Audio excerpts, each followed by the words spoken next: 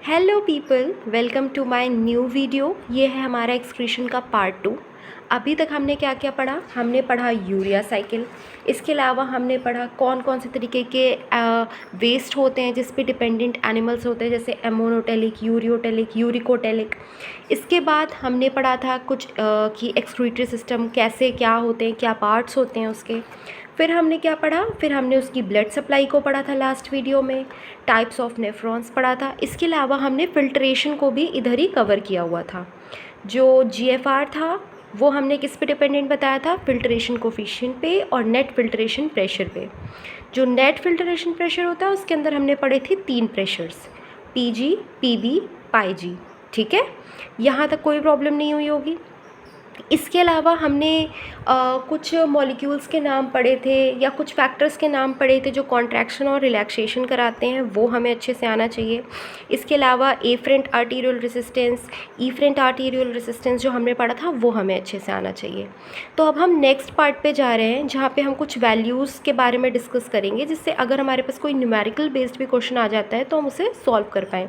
Most of the time आपको values जो होंगी वो गिवन होंगी क्वेश्चन में ही। बहुत ही कम चांसेस है CSIR में इस टाइप का क्वेश्चन आने का, बट आप एक नज़र ज़रूर डाल के जाना एग्ज़ाम्स में।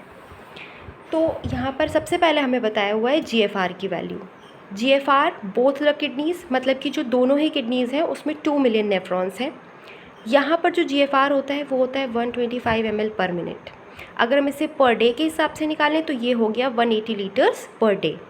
फिर इसे हम अप्रॉक्स करके या टोटल करके 200 लीटर पर डे बोल देते हैं। ठीक है, अब देखो GFR आपका 200 लीटर्स था, पर जो यूरिन प्रोडक्शन हुआ वो कितना हुआ? 1.5 लीटर पर डे। यानी कि जो बचा हुआ था ना 200 लीटर में से 1.5 लीटर ही एक्सक्रीट आउट हुआ in the form of urine, बाकी सारा रीअब्जॉर्ब हो गया। अब ये जो रीअब्जॉर्प्शन है ये हम आगे पढ़ेंगे। Next is renal blood flow. अब सबसे पहले ये जानो कि रीनल ब्लड फ्लो होता क्या है। रीनल ब्लड फ्लो होता है 20 से 22% of cardiac output always present in kidney. Cardiac output क्या होता है? कार्डियक आउटपुट का मतलब है कि 1 मिनट में आपका हार्ट कितना ब्लड पंप कर सकता है। ये हम कार्डियक सिस्टम में पढ़ेंगे, बट अभी के लिए मैं आपको वैल्यू बता देती हूँ। 5.7 लीटर आता है। ठीक है, तो अगर हम 5.7 लीटर को ml में कन्वर्ट करेंगे तो 5700 ml हो गया। अब इसका 20 से 22% निकालेंगे तो ये हमें अप्रॉक्स 1100 से 1200 ml मिल जाएगा। हाँ, चलो let's move to next part. अब हम यहाँ पे देख रहे हैं renal plasma flow. Renal plasma flow क्या है? सबसे पहले ये बताओ कि ब्लड में प्लाज्मा की परसेंटेज आपकी कितनी होती है? 55%। तो उसी 55% के अप्रॉक्स हमने यहाँ पे 550 ml पर मिनट ले लिया है। ठीक, यानी कि ये इसका परसेंटेज होगा ना। तो ये अगर आपके पास वैल्यू, अगर आपको डायरेक्ट 550 नहीं दी है तो आप 600 को भी टिक कर सकते हो। और इसको जब हमने एक दिन का निकाला तो 720 लीटर्स पर डे आ गया। फिर हम देखते हैं फिल्ट्रेशन फ्रैक्शन क्या होता है। फिल्ट्रेशन फ्रैक्शन का मतलब है कि रीनल प्लाज्मा फ्लो आया, ठीक है, अब इसमें से कितना फ़िल्टर हुआ आपकी किडनी में, तो वो निकालना है हमें। तो हमने यहाँ पर आपका ले लिया रीनल प्लाज्मा फ्लो। सबसे पहले 720 लीटर्स पर डे। और जो फिल्ट्रेशन होता है वो हम कैसे निकालते हैं? GFR से। और GFR होता है हमारा 180। इसको हमने कट किया तो हमारे पास आया 20 से 25%। यहाँ तक आया। अब इन्होंने पूछा है कि 100 ml पर मिनट एंटर कर रहा है एफरेंट आर्टीरियल में, how much is the filtration. ठीक है, हमें बताना है कि फिल्ट्रेशन कितना है। अब मान लो ये वाला जो आपका पार्ट है, ये एफरेंट आर्टीरियल से आ रहा है, यानी ये होगा आपका रीनल ब्लड फ्लो, है ना, ब्लड फ्लो होगा। अब सबसे पहले हम क्या निकालेंगे? Renal plasma flow. 100 ml का अगर हमें प्लाज्मा फ्लो निकालना है तो हमें ये पता है कि 55% होता है। तो 100 ml का कितना हो गया? 55 ml। ठीक, इसके अलावा हमें फिल्ट्रेशन फ्रैक्शन भी पता है। फिल्ट्रेशन फ्रैक्शन कितना होता है? अप्रॉक्स 20 से 25%। तो हम ले लेते हैं 20%। तो हम 55 का 20% निकाल देंगे और आंसर आ जाएगा हमारे पास 11 ml। यहाँ तक कोई भी कन्फ्यूजन नहीं होनी चाहिए। ठीक है, इस कॉन्सेप्ट को अच्छे से अपने दिमाग में बैठाओ। अगला पार्ट हम पढ़ रहे हैं कि हमारे पास जो पीजी था यानी कि ग्लोमेरुलस हाइड्रोस्टैटिक प्रेशर था, वो हमारा 60 mmHg था। इसको हम निकालते कैसे थे? जीएफआर निकालने की वैल्यू हमारे पास थी filtration coefficient into net filtration pressure, और फिल्ट्रेशन प्रेशर हमारे पास ये 3 थे। इसमें से ये जो पीजी था ये 1 था और ये आपका प्रमोट करता था, प्लस लगा हुआ है। ये चीज़ हमें पता चली एक टाइम पे कि जो आपका, अच्छा पहले एक चीज़ समझो, सबसे पहले ये बताओ कि आपको ब्लड प्रेशर पता है ना 120/80 होता है। तो हमें ये चीज़ पता चली कि जब आपका ब्लड प्रेशर बढ़ता है तो आपका पीजी भी उसका 50% बढ़ता है। ठीक, about 50% of systemic arterial pressure is PG. अगर आपका ब्लड प्रेशर बढ़ा तो पीजी भी आपका बढ़ेगा। मान लो अगर आपका ब्लड प्रेशर यहाँ पर 180 हुआ तो आपका ब्लड फ्लो बढ़ रहा है, ब्लड फ्लो बढ़ेगा तो पीजी भी बढ़ेगा। 60 था तो 80, फिर 90। अब यहाँ से मान लो बहुत ज़्यादा ब्लड आने लगेगा तो बहुत ज़्यादा फिल्ट्रेशन होने लगेगा, बॉडी तो लूज़ करने लगेगी ना। तो क्या हुआ यहाँ पर, और वैसे भी पीजी तो आपका प्रमोट करता था फिल्ट्रेशन, यानी फिल्ट्रेशन और तेज़ हो जाएगा। तो इस चीज़ से बचने के लिए हमारी बॉडी के अंदर एक मैकेनिज़्म है, उसको बोलते हैं ऑटो रेगुलेशन। तो यानी कि if blood flow increases, blood pressure increases, तो पीजी भी इंक्रीज़ हो जाएगा। बट यहाँ पर एक ऑटो रेगुलेशन काम करता है। वो ऑटो रेगुलेशन आपका क्या करता है कि जो आपका एफरेंट आर्टीरियोल का डायामीटर है इसको कम करके पतला कर देता है। ठीक, यानी कि अब ब्लड फ्लो अंदर कम हो जाएगा। इसी को हमने पीछे पढ़ा था ना, एफरेंट आर्टीरियोल रेजिस्टेंस। यही है आपका एफरेंट आर्टीरियोल रेजिस्टेंस। अब देखो, ये मैंने यहाँ पे थोड़ा सा हिंदी में लिखा हुआ है ताकि आपको इजी हो समझने के लिए। जब बीपी बढ़ता है अबाउट उसका 50% पीजी भी बढ़ता है, बट यहाँ किडनी का ऑटो रेगुलेशन काम करता है और एफरेंट आर्टीरियोल के डायमीटर को कम कर देता है। एफरेंट आर्टीरियोल रेजिस्टेंस ताकि फिल्ट्रेशन की लिमिट बनी रहे, ऐसा ना हो कि बहुत ज़्यादा फिल्ट्रेशन होने लगे। समझ रहे हो ना अब क्या बोल रही हूँ मैं? फिर देखो, अब इसके आगे हमने कुछ यहाँ पर चीज़ें पढ़ी हैं, जैसे कि ग्लोमेरुलर कैपिलरीज़ और अदर कैपिलरीज़ में डिफरेंस क्या है। सबसे पहली चीज़, ये अदर कैपिलरीज़ यहाँ पे लंग्स और मसल्स के कंसेप्ट में हम पढ़ रहे हैं। ये जो ग्लोमेरुलर वाली है ये हम किडनी के कंसेप्ट में पढ़ रहे हैं। अब देखो, यहाँ पर रीनल ब्लड फ्लो बहुत ज़्यादा होता है, यहाँ पे renal blood flow in comparison कम होता है। इसके दोनों ही एंड्स पर हमें आर्टीरियोलर एंड मिलता है, मतलब इधर भी आर्टरी मिलती है और इधर भी आर्टरी ही मिलती है, एफरेंट और इफरेंट। यहाँ पर क्या होता है, यहाँ पर एक साइड पर तो आर्टरीज़ होती हैं, दूसरी साइड पर हमें वेन्स या वेन्यूल्स मिलती हैं। इसका फिल्ट्रेशन कोफिशिएंट बहुत ज़्यादा होता है क्योंकि इसका एरिया ज़्यादा है। इसका फिल्ट्रेशन कोफिशिएंट इन कंपैरेटिव कम होता है। इसमें फिल्ट्रेशन ज़्यादा, इसमें फिल्ट्रेशन कम। इसमें हमने देखा कि एफरेंट का डायामीटर ज़्यादा है इफरेंट से, और यहाँ पे ऐसा कुछ सच हमें सिग्निफिकेंस नहीं देखने को मिला। ठीक, चलो अब नेक्स्ट पार्ट पे चलते हैं। ये बोल रहे हैं कि जब हम एफरेंट वाले एंड से ईफरेंट की तरफ मूव कर रहे हैं तो कुछ प्रेशर्स में चेंजेस आ रहा है। जैसे ये आपका पीजी 60 से 58 हो गया। क्यों हो गया? पीजी तो आपका प्रमोट कर रहा था ना, तो इसकी कुछ ताकत जो है यहाँ फ़िल्टर कराने में लग गई। समझ रहे हो ना, फ़िल्टर कराने में लग गई, इसलिए ये इफरेंट आर्टीरियोल तक जाते जाते कम हो जाता है थोड़ा सा। फिर नेक्स्ट जो है वो है तुम्हारा पाईजी। अब पाईजी में क्या हुआ? पाईजी में ये हुआ कि ये वाला जो प्रेशर था ये तो यहाँ पर जाकर क्या हो रहा था? बढ़ रहा था। बढ़ क्यों रहा था? बढ़ इसलिए रहा था क्योंकि यहाँ पे कुछ प्रोटीन्स इकट्ठा हो गए होंगे, है ना। यहाँ पर कुछ आपके प्रोटीन्स इकट्ठा हो गए होंगे। लेकिन क्या हुआ कि यहाँ पर ये जो 32 mmHg का प्रेशर था ये फ़िल्टर कराने के लिए और भी प्रेशर लगा। ये तो अपोज करता है ना एक तरीके से, लेकिन यहाँ पे जो प्रोटीन्स इकट्ठा हो गए इससे ये फ़िल्टर कराने के लिए अपने प्रेशर को और बढ़ाता है ताकि फ़िल्टर हो जाए, पर ये फ़िल्टर कर नहीं पाता। तो अल्टीमेटली क्या होता है, फ़िल्टर भी नहीं हो पाता और इसका प्रेशर भी बढ़ जाता है। आई बात समझ में? यहाँ पर पीजी आपका कम हो रहा है, पाईजी जो है आपका बढ़ रहा है, पर पीवी पे ऐसा कुछ सिग्निफिकेंट चेंज नहीं आता है। तो यहाँ पे नेट फिल्ट्रेशन प्रेशर आपका लिखा हुआ है 10 mmHg। ये हमें पता ही है कैसे निकाला जाता है। जो प्रमोट कर रहा है उससे हम माइनस कर देंगे आपके जो अपोज कर रहे हैं वाले को। ठीक, आगे बढ़ते हैं। अब हमने यहाँ पे सीखना है कि फ़िल्ट्रेशन कोफिशिएंट कैसे निकालते हैं। फ़िल्ट्रेशन कोफिशिएंट निकालने के लिए हमने क्या किया, जीएफआर लिखा 125 ml/मिनट, ये हमें पता हुआ है। फिर अब हमने क्या किया, हमें ये पता था ना कि हम जीएफआर कैसे निकालते हैं। जीएफआर हमारा निकालने का फॉर्मूला क्या था, filtration coefficient into net filtration pressure. तो अगर हम आपके फ़िल्ट्रेशन कोफिशिएंट को इधर ले आए और जीएफआर को ऊपर और नीचे कर दें तो ये निकल आएगा और फ़िल्ट्रेशन कोफिशिएंट आपका आ जाएगा 12.5 ml पर मिनट। आ गया, यहाँ तक कोई कन्फ्यूजन नहीं हुआ होगा। 200 लीटर पर डे फ़िल्ट्रेट बन रहा है, पर यूरिन आपकी 1.5 लीटर ही बन रही है। रेस्ट 178.5 लीटर रीअब्जॉर्ब हो जाता है। सीधा सीधा ये सीधा रीअब्जॉर्ब हो जाएगा बॉडी में। तो अभी तक हमने फ़िल्ट्रेशन का पार्ट पढ़ा था, अब हम पढ़ेंगे कि हमारी बॉडी में कैसे हो रहा है रीअब्जॉर्प्शन। आखिर ऐसी क्या मैकेनिज़्म काम कर रही है कि हमारी बॉडी में 200 लीटर का फ़िल्ट्रेट आ रहा है बट स्टिल 99% हमारा पूरा रीअब्जॉर्प्शन हुआ जा रहा है और 1.5 लीटर का ही एक यूरिन के फॉर्म में बाहर आ रहा है। ठीक, इसको हम आगे कंटिन्यू कर रहे हैं। देखो, रीअब्जॉर्प्शन स्टार्ट कर रहे हैं हम। फ़िल्ट्रेशन होता है सबसे पहले, ये हमने पढ़ लिया कैसे होता है, कौन कौन से सेल्स इन्वॉल्व होते हैं, बेसमेंट मेम्ब्रेन होती है, कौन सी आपके कैटायंस, न्यूट्रल आयंस और स्मॉल साइज़ के ही पास हो सकते हैं। ये सब चीज़ें हम पढ़ के आए। कौन कौन से प्रेशर्स लगते हैं, कौन अपोज करता है, कौन प्रमोट करता है, ये सब चीज़ें हमने पढ़ ली है। अब हम स्टार्ट करेंगे फ़िल्ट्रेशन, रीअब्जॉर्प्शन, सिक्रीशन, एक्सक्रीशन। तो अब हम पहले चेक करेंगे कि कहाँ पे क्या चीज़ हो रही है। केस 1, कुछ चीज़ें ऐसी होती होंगी जो जितना हमने लिया वो सारा एक्सक्रीट हो गया, बट बायोलॉजिकली अभी हमें ऐसी कोई चीज़ नहीं मिली है हमारी बॉडी में। बट अगर फॉर एग्जांपल हमसे कोई पूछता है तो हम बोलते हैं क्रेटिनिन ही एक ऐसी है जो हमारी बॉडी में जितनी गई उतनी एक्सक्रीट हो गई। ठीक है, यानी कि आपका filtrate will be equal to excreta. ऐसा नहीं है कि ऐसा हम नहीं बोल सकते कि कुछ रीअब्जॉर्ब होगा, कुछ भी रीअब्जॉर्ब नहीं होगा। ठीक है, सिर्फ फ़िल्ट्रेशन में सारा निकल जाएगा।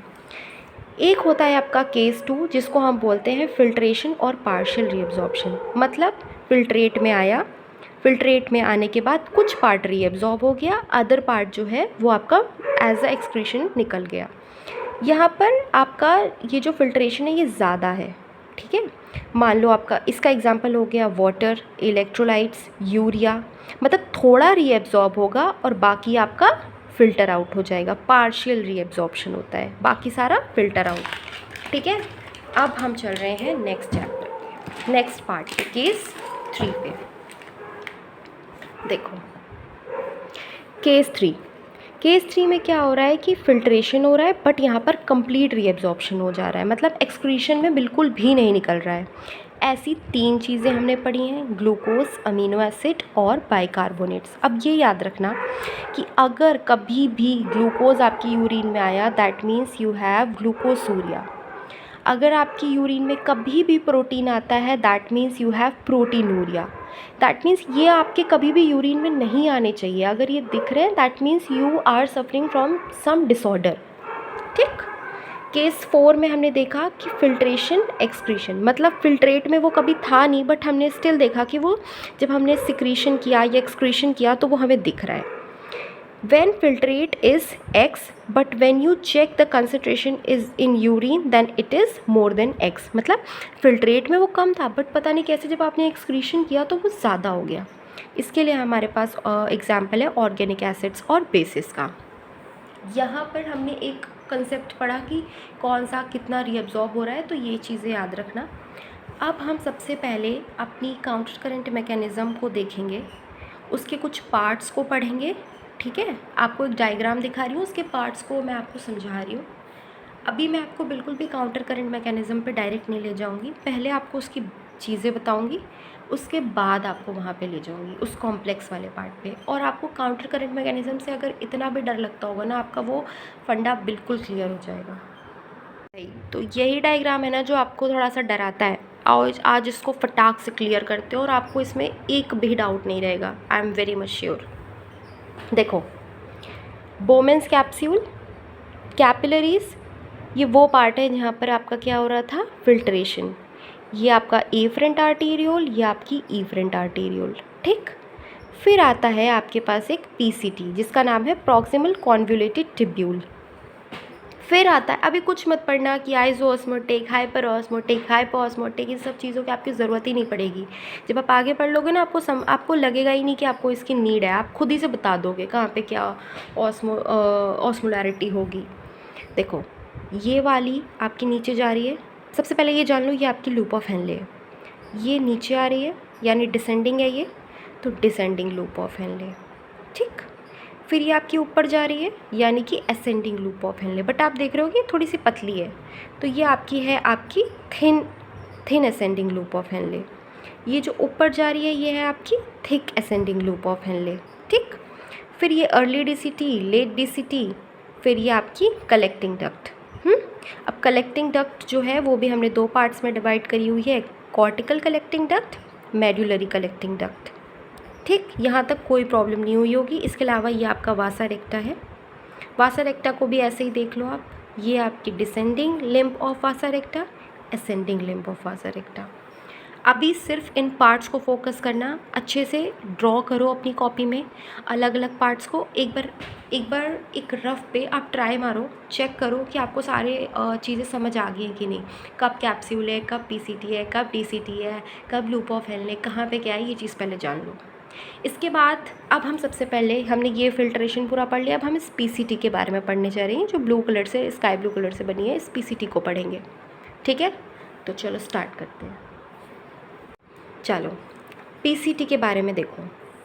पीसीटी में आपका क्या हो रहा है, इस यहाँ पर इसके पास है माइक्रोविलाई, ताकि आपकी सरफेस एरिया को बढ़ाया जा सके। माइक्रोविलाई का आपको पता ही होगा कि सब माइक्रोविलाइज क्यों होती हैं, ताकि वो सरफेस ऐसे ऐसे बनी होती है ना, ताकि ये जब फैले, और जब ये फैलेगी तो ऐसी हो जाएगी, यानी कि सरफेस एरिया को बढ़ा सके, इसलिए माइक्रोविलाई होती है। इसके अलावा इसके पास ब्रश बॉर्डर सेल्स होते हैं, माइक्रोविलाई, ब्रश बॉर्डर सेल्स, इतना याद रखना। अब कुछ ब्लड वेसल्स होती हैं जो पीसीटी के अराउंड घूमी होती हैं। अगर ये आपकी पीसीटी है तो अगर ये आपकी ऐसे पीसीटी बताई थी मैंने, तो इसके ही ऐसे ऐसे घूमी होती हैं कुछ कैपिलरीज, ठीक है, जिन्हें हम बोलते हैं पेरिटिब्यूलर कैपिलरीज। कुछ ब्लड वेसल्स हैं, उनको हम बोलते हैं पेरिटिब्यूलर कैपिलरीज। अब ये पेरिटिब्यूलर कैपिलरीज क्या करती हैं, हाइपॉक्सिया को सेंस करती हैं। हाइपॉक्सिया समझते हो आप? Hypoxia means if any of your tissue is not getting enough of the oxygen, मतलब आपके किसी भी टिश्यू को इनफ ऑक्सीजन नहीं मिल रही है, तो उससे हाइपॉक्सिया होगा। That condition is considered as hypoxia, वो हाइपॉक्सिया है, और इस चीज़ को ये सेंस करती है। ये पीसीटी के अराउंड होती है ना, हम पेरिटिब्यूलर कैपिलरीज बोलते हैं। पीसीटी को भी हमने दो पार्ट्स में डिवाइड किया, early PCT, late PCT.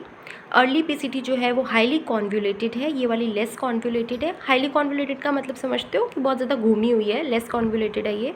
S1 S2 segment, S3 segment, that is not very much important, but आपको पता होना चाहिए कि अर्ली वाली पीसीटी थोड़ी ज़्यादा कॉन्वुलेटेड है in comparison to late PCT. चलो अब हम यहाँ पर देखेंगे कि कैसे हो रहा है आपका रीएब्जॉर्प्शन। ठीक है, देखो इस डायग्राम को आपको बहुत ध्यान से देखना है।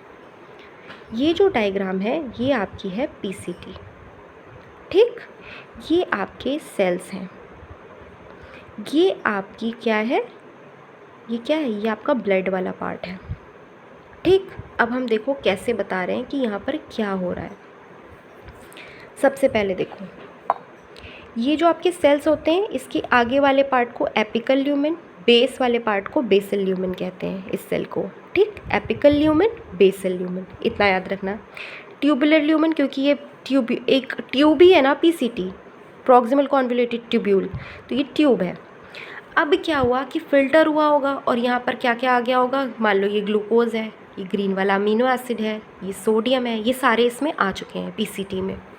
सबसे पहले देखो क्या हुआ, अब ये जो एपिकल ल्यूमेन है ना, यहाँ पे बहुत सारे ट्रांसपोर्टर्स लगे हैं और यहाँ पे कुछ ट्रांसपोर्टर्स लगे हैं। ठीक, तो सबसे पहले हम देखेंगे कि यहाँ पर एक सोडियम पोटेशियम का पंप लगा हुआ है। ठीक, सोडियम पोटेशियम का जो पंप होता है वो क्या करता है, बताओ, सोडियम पोटेशियम का पंप क्या करता है? सोडियम पोटेशियम के पंप का काम होता है कि वो 3 सोडियम को बाहर ले जाए और 2 पोटेशियम को अंदर लेके आए। अब जब सोडियम बाहर जा रहा होगा तो इस सेल के अंदर सोडियम की कमी हो गई होगी, क्योंकि ये सोडियम पोटेशियम पंप तो सोडियम को बाहर भेज रहा है, यानी कि इस सेल के अंदर सोडियम की कमी हो गई। ठीक, तो उसने क्या किया कि अब इसे इस सोडियम को अंदर लाना है, पर ये खाली सोडियम को अंदर नहीं ला सकता। ठीक, यहाँ पर एक आपका ट्रांसपोर्टर लगा हुआ है, ये इसका नाम है SGLT2। ठीक, SGLT2 यानी सोडियम ग्लूकोज ट्रांसपोर्टर। ये क्या करता है, अब देखो, इसका काम है कि ये यहाँ पर से एक ग्लूकोज को उठाएगा, यहाँ से अमीनो एसिड्स को उठाएगा और अंदर ले जाएगा। यहाँ से इसने ग्लूकोज उठाया, यहाँ से इसने सोडियम उठाया और इसको ये अंदर ले आया सेल के। ठीक वैसे ही यहाँ पर ये वाला जो पार्ट है पिंक वाला, सॉरी ये जो पिंक वाला हाँ लगा हुआ है, इसको हमने क्या बोला, इसका नाम है सोडियम अमीनो एसिड को ट्रांसपोर्टर। ये भी एक सोडियम उठाएगा, एक आपका अमीनो एसिड उठाएगा, अंदर ले आएगा।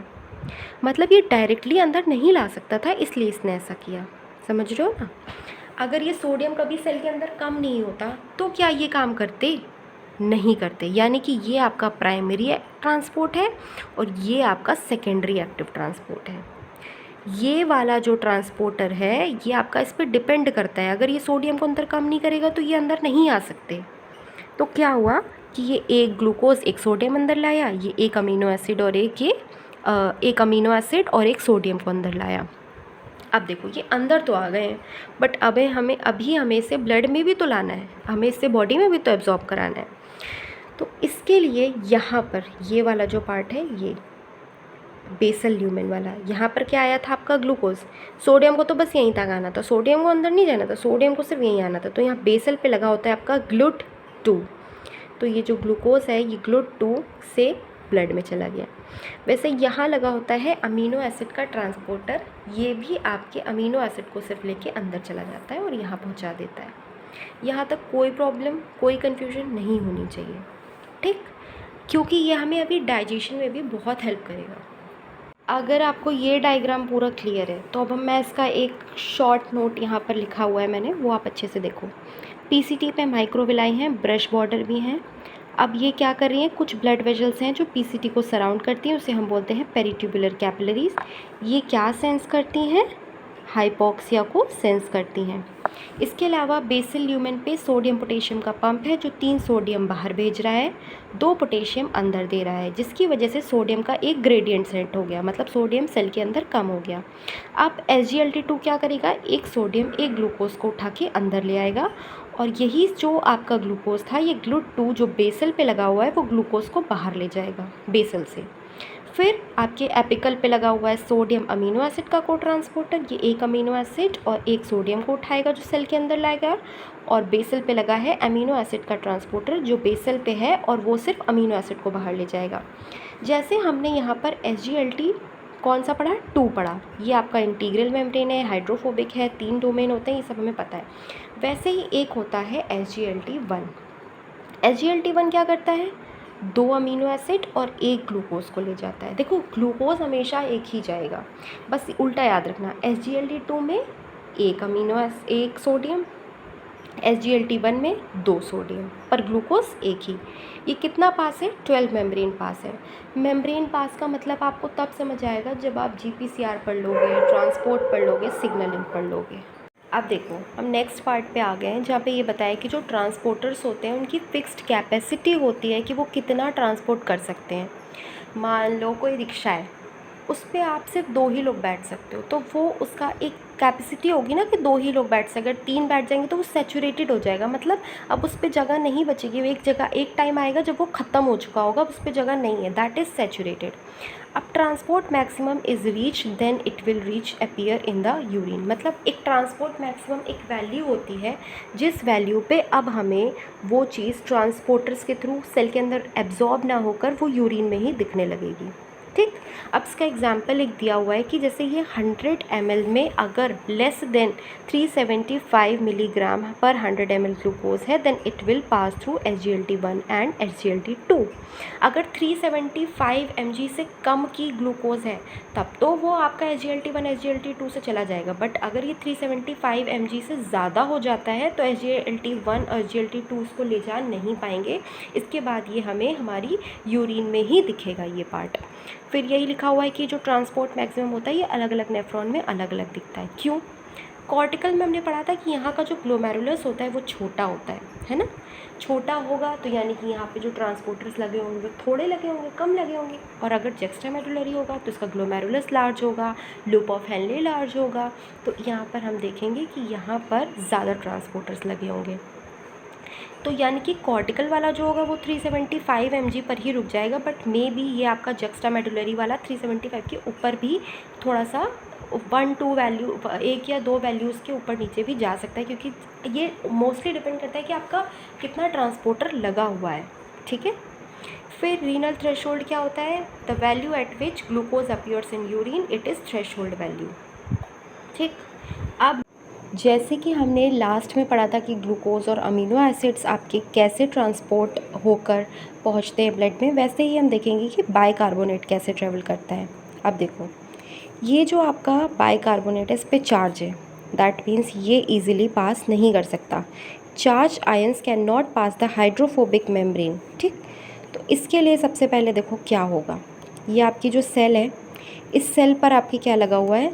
Sodium hydrogen exchanger. ठीक। Sodium hydrogen exchanger. इससे क्या होगा? एक सोडियम अंदर जाएगा, यहाँ से एक हाइड्रोजन बाहर आएगा। ठीक। अब ये आपके पास ये बाइकार्बोनेट यहाँ पे था ही। इस बाइकार्बोनेट ने इस हाइड्रोजन के साथ मिलकर बना लिया carbonic acid in the presence of carbonic anhydrase.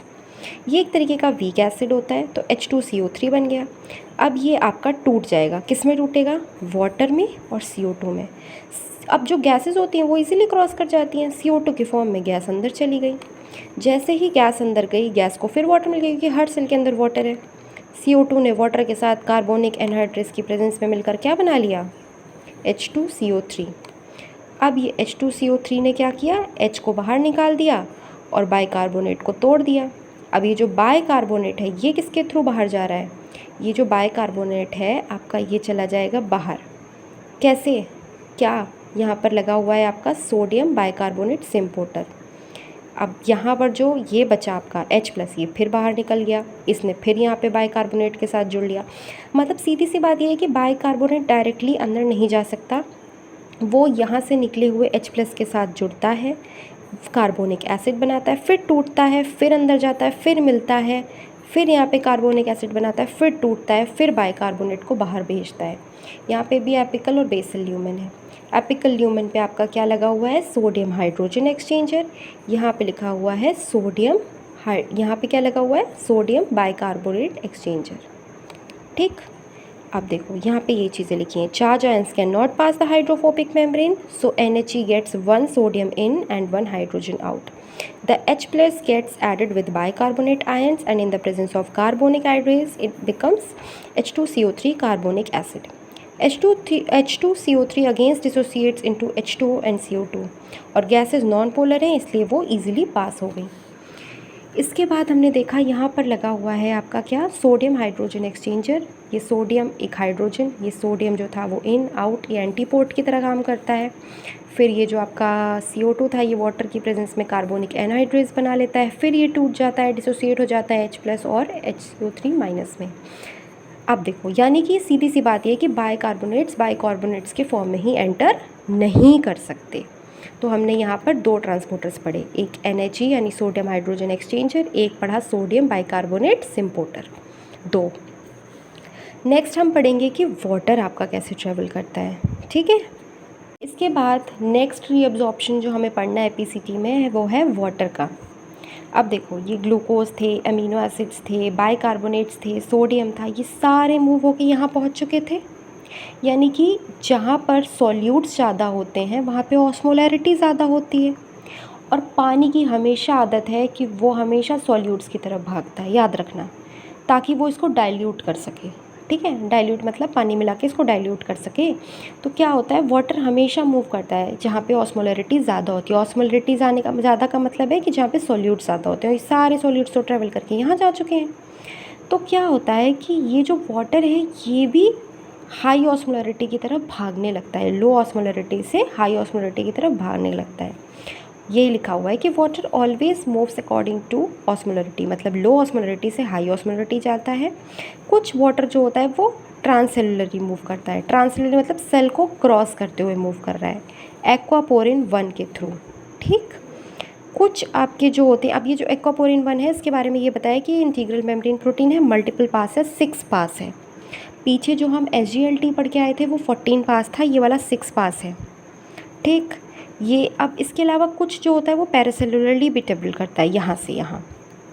अब देखो ऑब्लिगेटरी, यहाँ पर ये बताया गया है कि यहाँ पर ऑब्लिगेटरी वाटर रीअब्जॉर्प्शन होता है। ऑब्लिगेटरी का मतलब समझते हो कि चाहे हमारी बॉडी में डिहाइड्रेशन हो चाहे कुछ हो, यहाँ पर तो पानी रीअब्जॉर्ब होगा ही होगा, चाहे हम ऑलरेडी हाइड्रेटेड क्यों ना हो, हमने बहुत पानी पी रखा है लेकिन बॉडी फिर भी यहाँ पर वाटर को रीअब्जॉर्ब करेगी। ऐसा नहीं कि जब डिहाइड्रेशन होगा तभी यहाँ पर वाटर का रीअब्जॉर्प्शन होगा, यहाँ पर ऑब्लिगेटरी वाटर रीअब्जॉर्प्शन होता है। फिर कुछ वाटर जो होता है वो इंट्रासेलुलरी पैरासेलुलरी सॉल्वेंट ड्रैग, जो वाटर को फोर्स है वो आयंस को भी मूव करा लेती है। कुछ वाटर ऐसा आपका मूव करता है जिसको हम सॉल्वेंट ड्रैग कहते हैं, वो अपने साथ साथ कुछ सॉल्वेंट्स जो यहाँ पे प्रेजेंट थे उनको भी अपने साथ खींच के ले जाता है, इसको हम सॉल्वेंट ड्रैग बोलते हैं। यहाँ तक कोई कन्फ्यूजन नहीं। देखो यहाँ पर हम पढ़ रहे हैं क्लोराइड का रीअब्जॉर्प्शन। ठीक, क्लोराइड के रीअब्जॉर्प्शन में क्या हुआ, ये था आपका अर्ली पीसीटी। यहाँ पर कुछ क्लोराइड इकट्ठा था जिसने -6 मिलीवोल्ट का चार्ज बना दिया था। पर जब हम लेट पीसीटी पे आए तो हमने देखा कि यहाँ पर जो क्लोराइड था वो इकट्ठा होके कुछ मूव करने लगा। देखो क्लोराइड आयंस भी मूव नहीं कर पाएंगे क्योंकि वो क्या है, चार्ज्ड है। ठीक, यानी कि अब क्लोराइड क्या होने लगेगा, एक्यूमुलेट होने लगेगा, यहाँ पर इकट्ठा होने लगेगा ना। अब जब यहाँ पे बहुत सारा क्लोराइड इकट्ठा हो जाएगा तो वो एक यहाँ पर चार्ज को सेट कर देगा जो कि होगा -6 मिलीवोल्ट। वही चीज़ यहाँ लिखी हुई है, accumulation of chloride the negative charge comes on the membrane. इसे हम ट्रांस एपिथेलियम पोटेंशियल डिफरेंस भी कहते हैं और ये होता है आपका -6 मिलीवोल्ट इन अर्ली पीसीटी। ये क्यों हुआ, क्योंकि यहाँ पे क्लोराइड बहुत ज़्यादा इकट्ठा हो गया है। जब हम लेट डीसीटी पे आए तो लेट डीसीटी पे हमारे पास ये एक ट्रांसपोर्टर लगा हुआ था, सोडियम क्लोराइड को ट्रांसपोर्टर। ठीक, यहाँ से ये क्लोराइड को लाता है, यहाँ से ये सोडियम को लाता है। ये आपका एक तरीके का को ट्रांसपोर्टर है। वैसे हम मोस्ट ऑफ द क्लोराइड क्या करता है, दो सेल्स के बीच से यानी पैरासेलुलरली ही मूव करता है। फिर लेट पीसीटी पे हमने देखा कि +3 मिलीवोल्ट हो गए क्योंकि यहाँ से क्लोराइड मूव कर चुका है। ठीक, अभी हमने रीसेंट सर्चेज़ में देखा कि यहाँ पर क्लोराइड ऑक्जेलेट और क्लोराइड फॉर्मेट ट्रांसपोर्टर्स भी हमें मिले हैं जो कि कंसंट्रेशन ग्रेडियंट के अगेंस्ट काम करते हैं। ठीक है, now the very last topic for the today is activation of vitamin D. Parathyroid hormone होता है, ये सब पीसीटी में हो रहा है इसीलिए मैं यहाँ पे इस चीज़ को एक्सप्लेन कर रही हूँ। बाकी हम इसे very last topic for the today is कि एक्टिवेशन ऑफ विटामिन डी। जो विटामिन डी होता है वो विटामिन D2 की फॉर्म में हमारी किडनी में स्टोर होता है, वो भी किडनी की पीसीटी में स्टोर होता है। अब है जिसका हाइड्रोक्सिलेज। अब हाइड्रोक्सिलेज का काम है कि ये विटामिन D2 को D3 में कन्वर्ट कर देता है, ये एक्टिव फॉर्म में कन्वर्ट कर देता है। तो ये हुआ किसकी प्रेजेंस में, पैराथायरॉइड हार्मोन की प्रेजेंट में, और ये हो कहाँ रहा है, किडनी की पीसीटी में हो रहा है। यानी कि विटामिन D2 का एक्टिवेशन पीसीटी में होता है D3 में। पीसीटी में हमने देखा कि 65% ऑफ द फिल्ट्रेट रीएब्जॉर्ब हो चुका है। मैक्सिमम रीएब्जॉर्प्शन कैपेसिटी अगर पूछे कि पूरे आपके काउंटर करंट मैकेनिज्म में पूरे किडनी के नेफ्रॉन में सबसे ज़्यादा रीएब्जॉर्प्शन कहाँ होता है, तो वो पीसीटी पे होता है। ग्लूकोज और अमीनो एसिड पूरी तरीके से रीअब्जॉर्ब हो जाते हैं। बाइकार्बोनेट आपका 80% रीअब्जॉर्ब हो जाता है, यूरिया 50% रीअब्जॉर्ब हो जाता है। वाटर का रीअब्जॉर्प्शन हमने देखा। ठीक है, अब ये आइसोऑस्मोटिक वाली बात हम आगे पढ़ेंगे, ठीक, नेक्स्ट वीडियो में। तो अब हमारे पास आगे के नेफ्रॉन्स के कुछ पार्ट बचे हुए हैं जो कि हम नेक्स्ट वीडियो में डिस्कस कर लेंगे। इससे पहले जितना मैंने पढ़ाया इसको अपने माइंड में रखो, इन सब चीज़ों के छोटे छोटे से नोट्स बना लो या अपनी कॉपी में लिख लो कहीं पे, क्योंकि आपको रिवीजन के टाइम पे ये बहुत हेल्प करने वाला है। जहाँ तक मैंने पढ़ाया इतना नेक्स्ट वीडियो के आने से पहले रिवाइज़ करके रखना। थैंक यू सो मच, और आगे के अपडेट के लिए चैनल को सब्सक्राइब ज़रूर कर देना, तुम्हारे ही लिए बोल रही हूँ। चलो, थैंक यू।